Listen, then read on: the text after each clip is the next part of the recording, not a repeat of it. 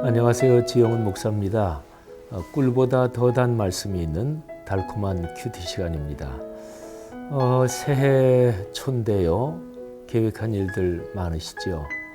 그렇게 며칠 지나고 또 이렇게 시간이 흘러가면서 느슨해지진 않으셨나요? 하나님의 말씀을 읽고 묵상하는 게 그리스도인의 삶에서 심장과도 같은 것이지요.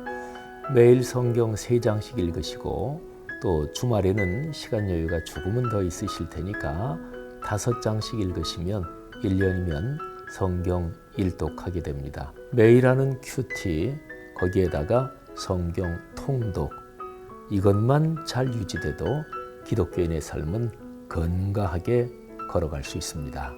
그런 마음, 또 그런 결심 다시 한번 굳게 다지면서 오늘의 말씀 묵상 시작하지요.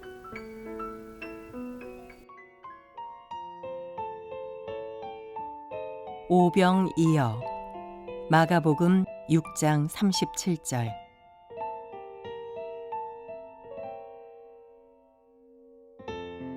대답하여 이르시되 너희가 먹을 것을 주라 하시니 여짜오되 우리가 가서 200데나리온의 떡을 사다 먹이리이까.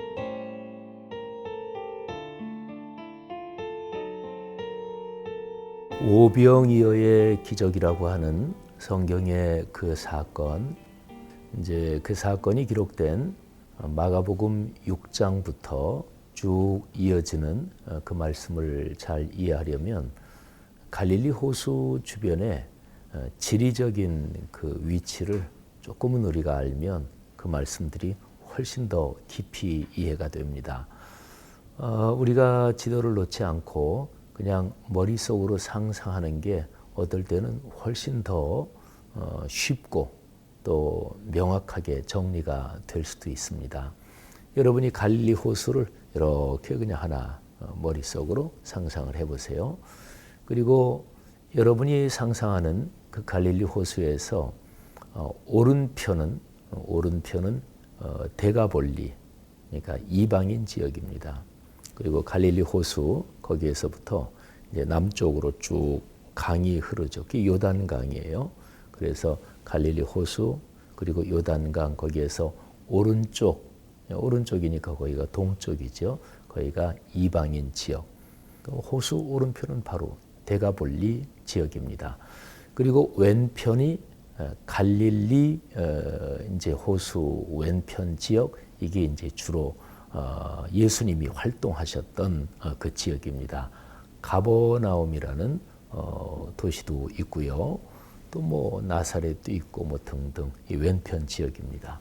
예수님께서 오병이어의 기적을 베푸셨던 곳, 그것이 갈릴리 호수에서 멀지 않은 바로 호변은 아니고요. 거기에서 조금 떨어진 어떤 이렇게 산지로 올라가는 그 정도였을 것이다. 그렇게 보통 생각을 합니다. 물론 성경에서 일어난 사건 중에서 장소가 정확하게 2000년 전 예수님 시대에 그 사건이 일어났던 장소가 여기다, 이렇게 정확하게 확인이 안 되는 곳이 많아요. 확인이 되는 곳도 물론 있기도 하고요. 근데 오병이어의 기적이 일어난 곳, 정확하게 여기다, 그렇게까지는 확인이 안 됩니다. 근데 오늘날 성지 순례를 가면 보통 안내하시는 분들이 아마 여기에서 있었을 것입니다. 이제 그렇게 얘기하는 장소, 또 뭐 그게 성경학자들이 그렇게 추정하는 장소이기도 한데요. 자, 아까 제가 갈릴리 호수 이렇게 그렸죠. 그러면 갈릴리 호수의 북쪽, 북쪽에서 거기에서 위로 더 올라가면 이게 산지로 이렇게 올라갑니다. 근데 갈릴리 호수 그 북쪽에 이렇게 조금 올라가는 지점, 그 들판에서 아마 있었을 것이다. 이렇게 생각이 됩니다. 그러면 한번 상상을 해보세요. 거기가 약간 이렇게 비탈져서 올라가는 곳이니까 거기에서 갈릴리 호수, 갈릴리 바다라고도 부르는 그 호수가 이렇게 보였을 것입니다. 여러분 살아오시면서 호수에서 해가 저물 때의 그 정경, 그런 거 본 기억이 있으십니까? 뭐 그냥 생각만 해도 굉장히 낭만적이기도 하고 또 참 아름다운 광경이 머리에 떠오르죠. 예수님께서 오병이어의 기적을 베푸신 그 사건이 있던 그 상황이 사실은 정확하게 그랬습니다.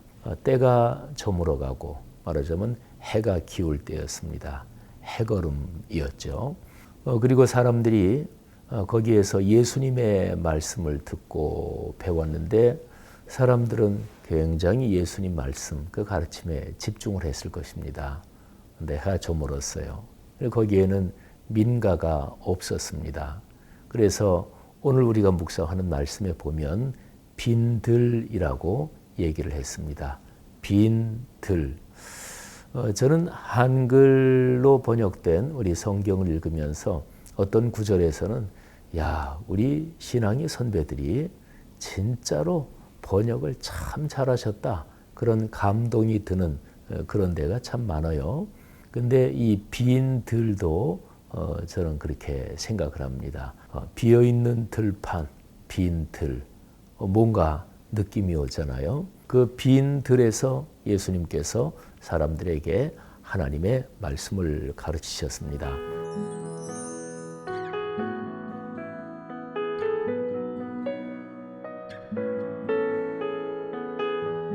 그런데 날이 저물어가고 있었고 땅거미가 깔리고 있었고 그래서 제자들이 예수님한테 그렇게 말씀드리는 거예요. 주님, 지금 날이 저물고 있고 또 저 사람들이 음식도 먹지 못했는데 저 사람들을 마을로 보내서 이제 음식도 사 먹고 돌아가게 해야 될 것 같습니다. 이렇게 말씀드립니다. 그런데 그때 예수님께서 아주 예상치 못한 대답을 하십니다. 오늘 우리가 묵상하는 구절에서 37절이 아주 중요합니다. 제가 37절을 한번 읽어보겠습니다. 대답하여 이르시되 너희가 먹을 것을 주라 하시니 여짜오되 우리가 가서 200데나리온의 떡을 사다 먹이리이까. 여러분, 예수님께서 너희가 먹을 것을 주라 이렇게 말씀하세요. 제자들이 깜짝 놀랍니다.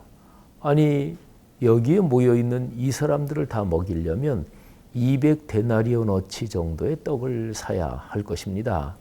근데 그 당시에 한 데나리온은요, 보통 일반 노동자가 하루 일해서 받는 품삯이 한 데나리온입니다.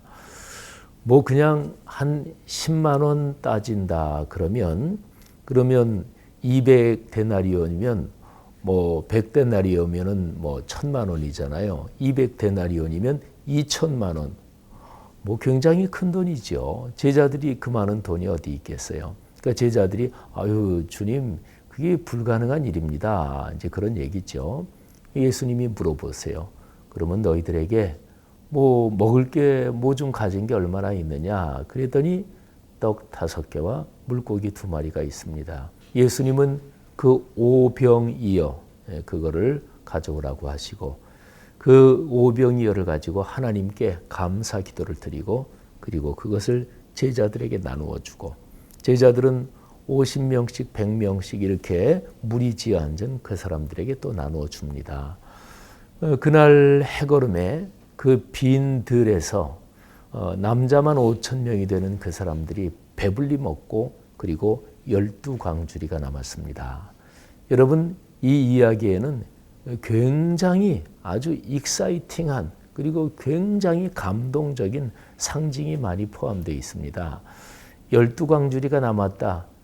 구약시대 이스라엘 백성 12지파가 얼른 생각나고요. 12 자체가 완전수이기도 합니다.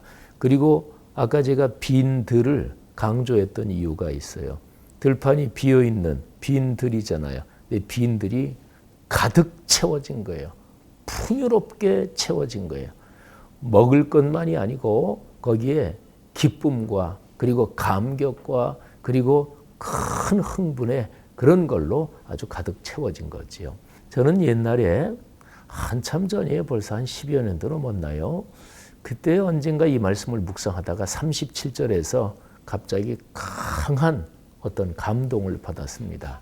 예수님 말씀 표현에 너희가 먹을 것을 주라. 근데 갑자기 그 말씀이 재개하시는 말씀으로 들린 거예요. 너희가 먹을 것을 주라.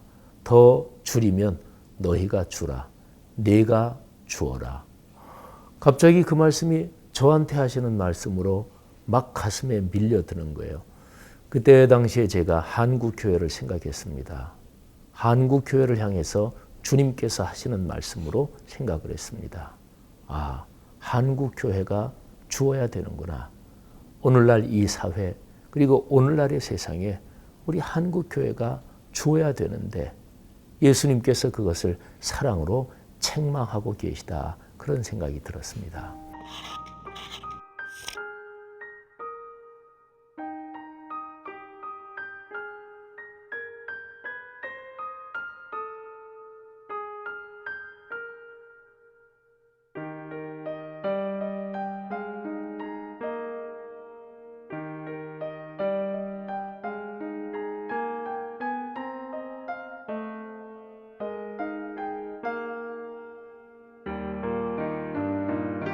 여러분 한번 오늘 그 표현을 가슴에 끌어안고 묵상해 봅시다. 주님께서 여러분에게 네가 주어라. 여러분이 다른 사람에게 나누어 주고 그리고 베풀어야 할 것이 무엇입니까? 그것은 따뜻한 인사부터 시작해서 식사 한 번 사는 거 또는 손을 건네는 거, 마음을 주는 거 여러 가지가 있을 것입니다. 오늘 여러분과 제가 하루 일정 걸어가면서 다른 사람에게 주는 그런 멋진 날 됐으면 좋겠습니다. 기도하겠습니다. 하나님 아버지 예수 그리스도께서 제자들에게 말씀하셨습니다. 너희가 주어라. 제자들은 줄 것이 없다고 생각했지만 그러나 예수님이 보시기에 하나님을 믿으면 줄 것이 풍성하다고 예수님은 보셨습니다. 오늘 우리 한 사람 한 사람에게 또 한국 교회에게 주님께서 하시는 말씀 깊이 새겨 듣고 오늘 하루 삶의 여정 가운데서 다른 사람을 만날 때 무엇인가 주도록 저희를 격려해 주옵소서. 예수님 이름으로 감사하며 기도합니다. 아멘.